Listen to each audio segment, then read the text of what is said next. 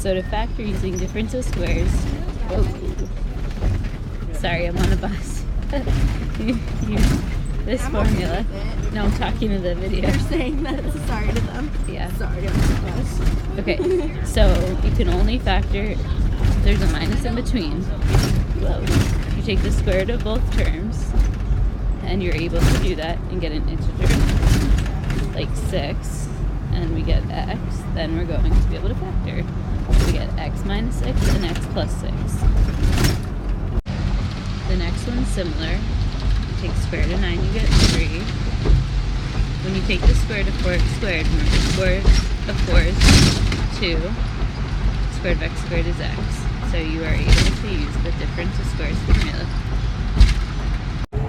So first you factor out the GCF, 2x. So after we take out the GCF, we look at what's in parentheses. I put that in the blue box. And then we know that we can do difference of squares, because if you take the square root of 16, you get an integer. If you took the square root and didn't get an integer, you would want to try taking the cube root to see if you're doing the cube root formula or the square root formula. So we know it's squared, so 4 goes here, and x cubed is in the a slot because 3 to the second power, we end up with x to the 6.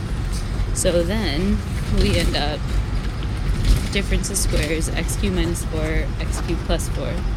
You then might see the cube and say, oh, well, can I factor this further? Well, can you take the cube root of 4 and get an integer? No, so you cannot factor. Even though in the a slot you would get x, you can't take the cube root of 4, so you can't do that. And remember, in your calculator, cube root button is under the math tab. You scroll down. So I always look first to see if there's a GCF. There isn't. And then I look at the number at the end and see if I can take the square root or the cube root. Since I can take the square root, I take it to the square root model, or the squared model, sorry. And then I'm going to factor by difference of squares. So then we've factored using difference of squares in this step. But then you look at it and you say, okay, well, I know I can't factor this because there's the plus sign and you can't factor sum of squares. However, over here you think, oh, could I factor difference of squares? However, I always look at the number first. And the square root of 5 is not an integer, so you cannot factor any further. So your final answer is what I'm circling right here.